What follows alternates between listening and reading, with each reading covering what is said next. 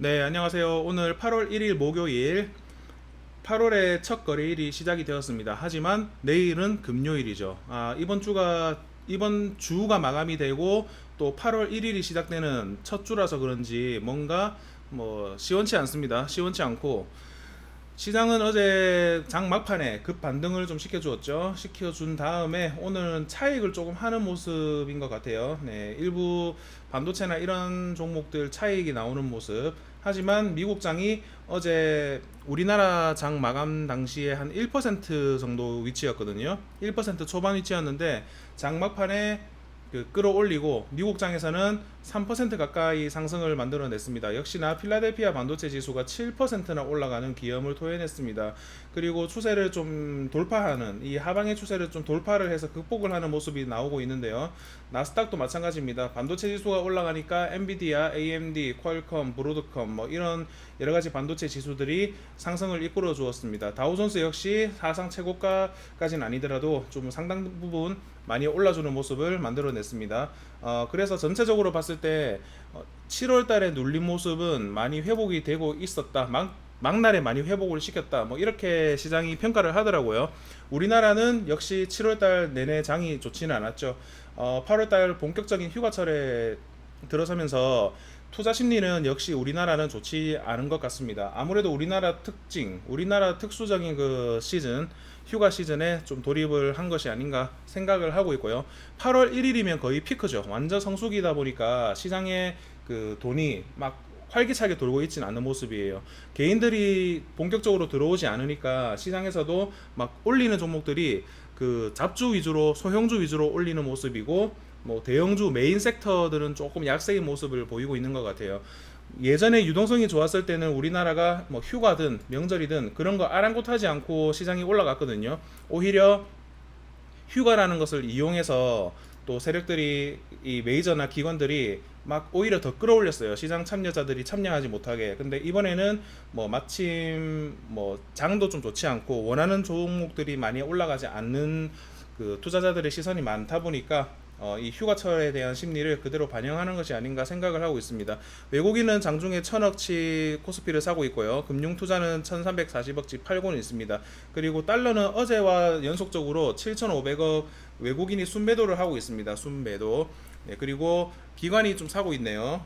예, 근데 역시나 마찬가지. 기관이 사고 있다고 해서 달러가 받쳐주는 게 아니라 외국인이 팔고 있으니까 달러는 내려가고 있는 모습을 계속 확인할 수 있습니다. 지금 달러가 최근 들어서 엄청나게 많이 빠졌네요. 달러 추세를 많이 잃었어요. 그러니까 5월 29일, 6월달 이후에 또 최대 하락폭을 만들어내고 있습니다. 그리고 니케이 지수가 많이 빠지고 있는데 이제 금리 인상을 단행을 했죠. 일본에서. 그러니까 이제 엔저가 이제 끝이 났다. 달러 연동이 좀 끝이 났다.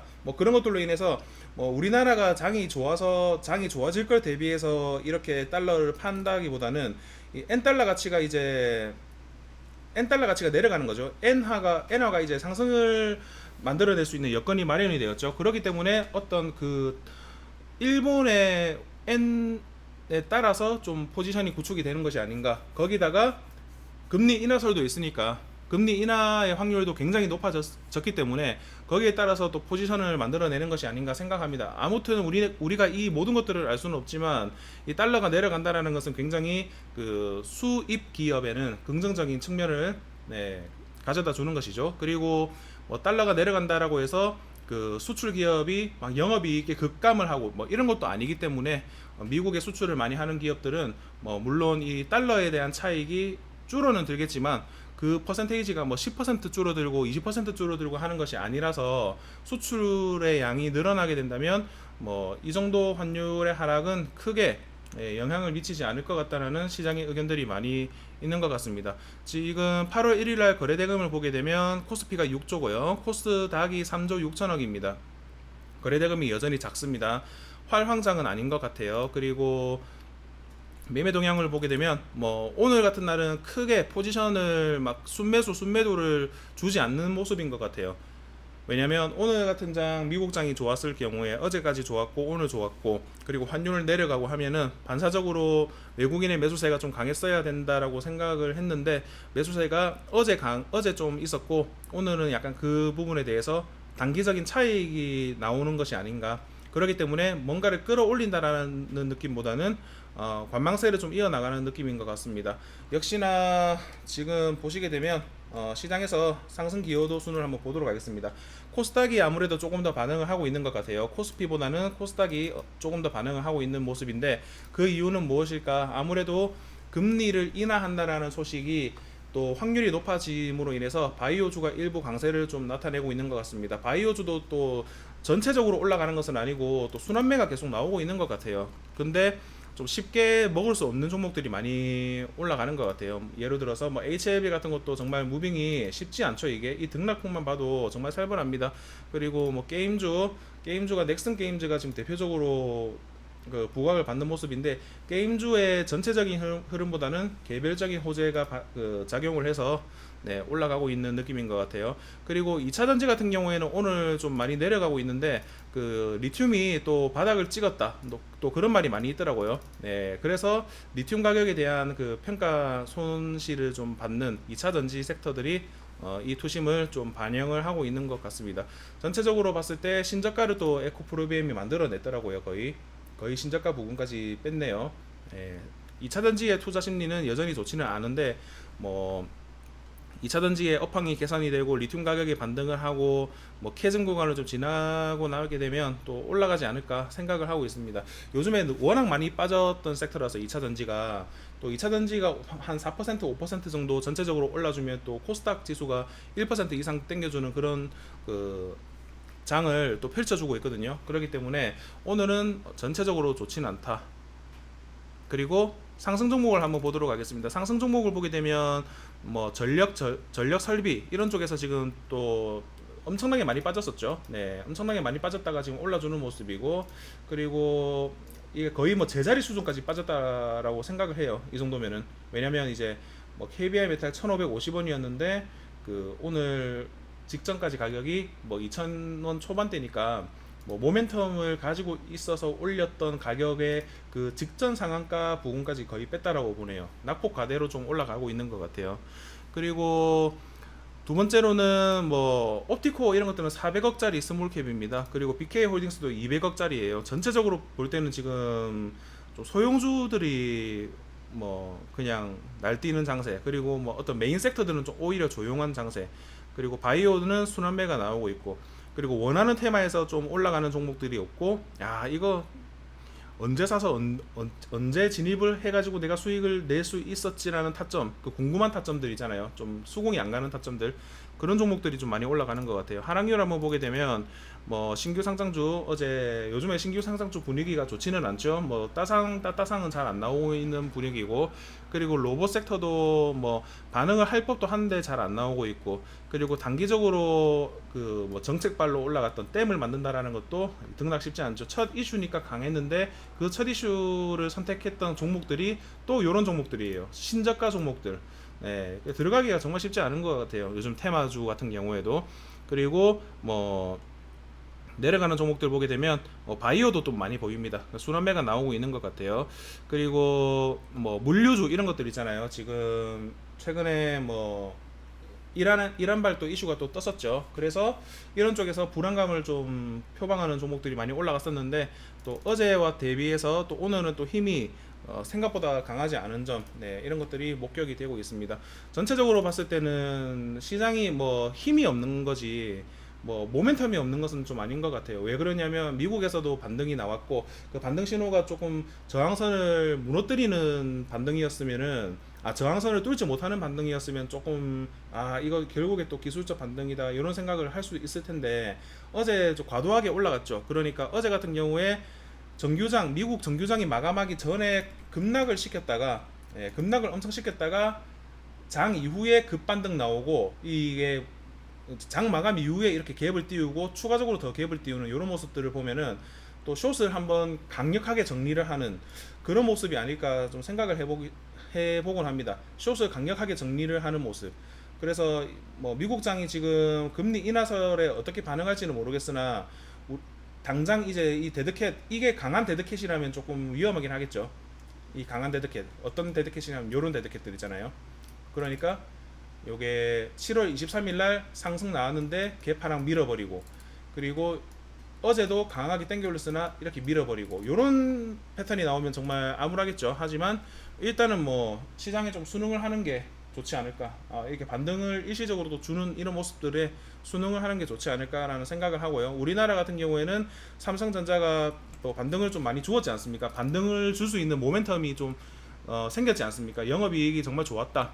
예, 반도체로 돈을 정말 벌었다. 이런 것들이 있기 때문에 반도체가 일부 상승이 나왔는데 전체적으로 봤을 때는 또 차익이 나오는 종목도 많이 있고, 예, 반도체가 정말 어려운 것 같아요. 이게 반도체도 실적이 나오는 종목이 좀 버티는 거고, 실적이 나오지 않는 약간 미래 산업들 있잖아요. 뭐 CXL이든 뭐 PIM이든 뭐 액침 냉각이든 요런 키워드가 붙어 있는 것들은 결국에 2차 전지로 봤을 때는 뭐 전고체 배터리 뭐 요런 느낌이잖아요.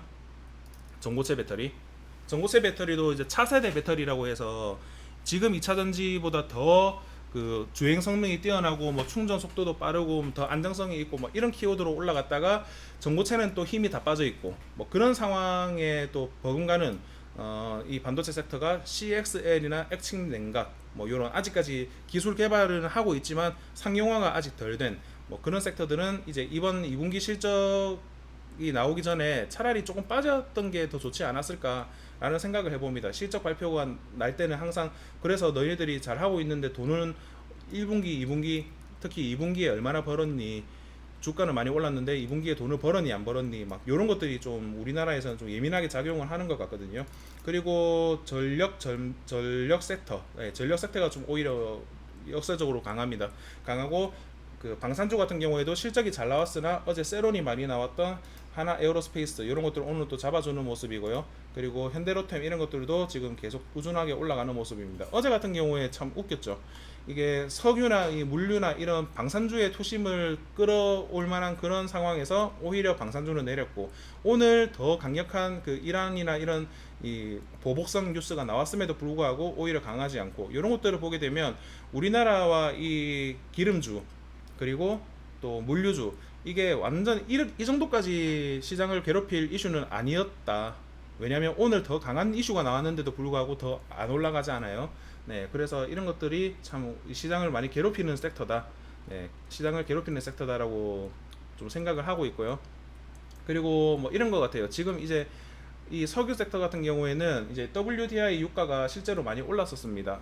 많이 올라가지고 그나마 여기를 좀 지지를 하고 있는 모습인데, 이 중동 이슈는 정말 뭐 좀 설명이 좀 불가능한 것 같아요. 그러니까 세력들이 그냥 뭐 거의 공매도가 좀 금지돼 있다 보니까 지금 같은 경우에는 이게 공매도의 그 역할을 좀 하는, 예를 들어서 석유나 기름이나 이런 것들이 올라가게 되면 시장이 일단 불안한다라는 좀 이미지가 신겨지잖아요. 거기다가 수급까지 강해버리게 되면 시장이 정말 안 좋구나라고 그 테마주들 수급 다 뺏기고 뭐 이런 것들이 좀 일어나니까 이게 타이밍 잡아서 뭔가를 하는 게 정말 어려운 섹터가 아닌가 좀 생각을 해보고 있습니다. 그러니까 우크라이나 재건 테마 한번 바라보도록 하겠습니다. 우크라이나 재건 테마 같은 경우에는 지금 전체적으로 큰 시세는 나지 않고, 오늘 장중에 뭐 데모 같은 경우에는 어제 겁나 많이 뺐다가 오늘 또 급반등 만들면서 전고점 부근까지 갖다 놓고 또 조정을 만들어내고 있어요. 참 이거는 뭐 우리가 좀 이렇게 생각하는 게 좋을 것 같아요. 시간이 남았지만 이슈가 뭔가 이거를 막 상까지 끌어올릴 만한 강력한 이슈가 안 나오니까 계속 이런 것들을 반복하고 있는 것이 아닌가. 어제 같은 경우에 데모 같은 경우에는 15%까지 뺐다가 오늘 또 13%까지 끌어올리는 이게 과연 일반적인 흐름인가. 이게 호재라고 하면은 이게 뭐 계속 올라가도 이상하지 않을 시가총액인데도 불구하고 지금 이렇게 위아래 흔들어대면서 이제 흔들어대는 이 이유를 보게 되면 아직까지 이거를 뭐 시가총액 1000억짜리가 2000억짜리 끌어올리는 거 일도 아니지 않습니까? 최근 장을 보게 되면요. 그럼에도 불구하고 이런 더러운 흐름이 나오는 거는 아직까지 원하는 그런 강력한 이슈가 만들어지지 않은 것이 아닌가 생각을 해보는데요. 아무래도 뭐 트럼프 해리스의 그 티키타카의 사이에서 좀 지지율도 뭐 극적으로 막 트럼프가 우세하지 않고 계속 한국 언론에서는 해리스가 계속 우세하다는 그 언론 플레이가 좀 자주 나와요.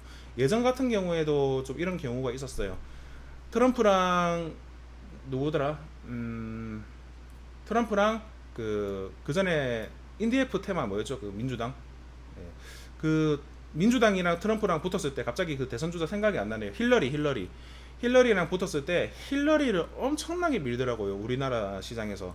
그러니까 힐러리가 거의 된다고 기정사실 나왔었잖아요. 그런데 그때 트럼프가 됐어요.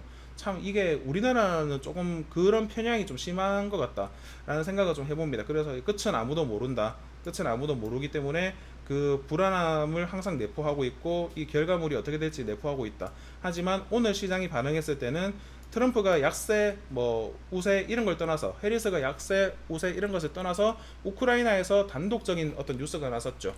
단독적인 뉴스가라기보다는 조금 뭐 조급해진 젤렌스키, 영토 포기가 최선은 아니지만 국민이 원하면 가능. 오전 그 전에 뉴스에서는 국민이 원해야 가능.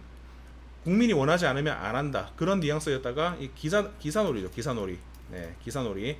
그러니까 어떤 섹터에서는 트럼프가 강세라서 재건을 그 우크라이나 종전이나 휴전을 부추기고 어떤 쪽에서는 그 해리스는 우크라이나에 대한 어떠한 코미터도 나오고 있지는 않지만 민주당 정부 바이든 정부의 정책을 개선하는 해리스의 가능성이 굉장히 높으니까 또 계속 어떻게든 지원을 해가지고 이 전쟁에 대한 거를 트럼프보다는 좀 더 느리게 마무리 지으려고 하는 그런 모습들 이런 것들이 계속 첨예하게 왔다 갔다 하는 것 같아요. 이 쉽지 않은 섹터입니다. 그래서 뭐 항상 그런 것 같아요. 어떤 종목을 좀 크게 먹거나 하려면 이 흔들리는 것에 이 기회를 주지 않는 상승들이 많이 나오거든요. 최근 들어서 데모 같은 경우에도 좀 마찬가지인 것 같아요. 4848하기에 굉장히 좋긴 한데 왜냐면 이제 올라갔다가 또 내려왔으니까 이런 것도 이 타이밍이 여기에서 또 이렇게 한 방에 1분 봉에 40억치 누가 던졌더라고요. 이걸 끌어올린 다음에요.